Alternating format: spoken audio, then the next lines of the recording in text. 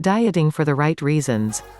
When it comes to dieting, far too often we take those first steps towards weight loss bliss for what we later determine are all the wrong reasons.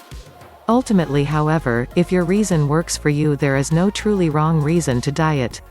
The trick is in finding the reason that will actually work for you. I've seen all kinds of excellent motivators when it comes to dieting and taking your dieting seriously. One of the more common reasons is to lose weight. This is as good of a reason as any. Some want to get back into the size 5 jeans they wore in high school, while others would simply like to be able to look in the mirror once again without feeling guilt. For some, this is a simple matter of vanity, and for others it is finally managing to deal with what has become a lifelong problem.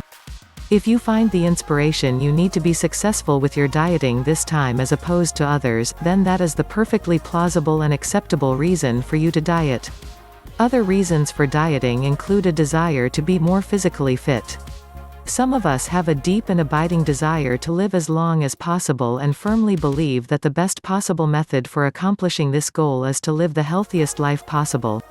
This is another excellent reason for losing weight and getting into shape. If it works for you, that is. The thing to remember is that every person is going to have to find their very own motivation deep within. Yet another great reason is to have the energy you need to keep up with your little ones. This is one of the most heartbreaking side effects for most when it comes to obesity. There is simply no energy left over at the end of the day to enjoy doing things with your precious little ones who are young for such a very short amount of time.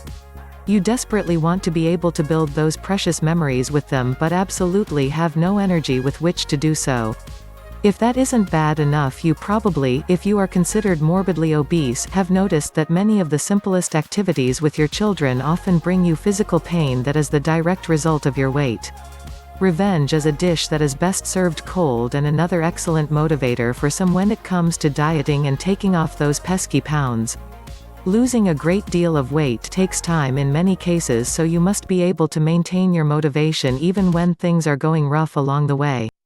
The path to a new body is not an easy path.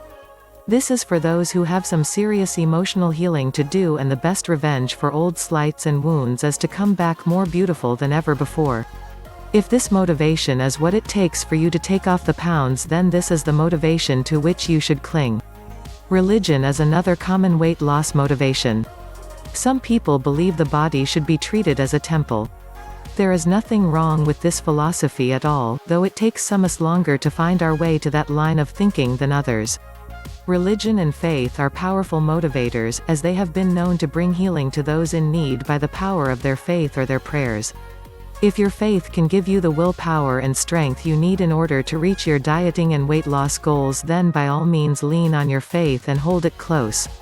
No matter what motivation you have for dieting and losing weight, if you find it is no longer working for you, then you need to find another motivator quickly.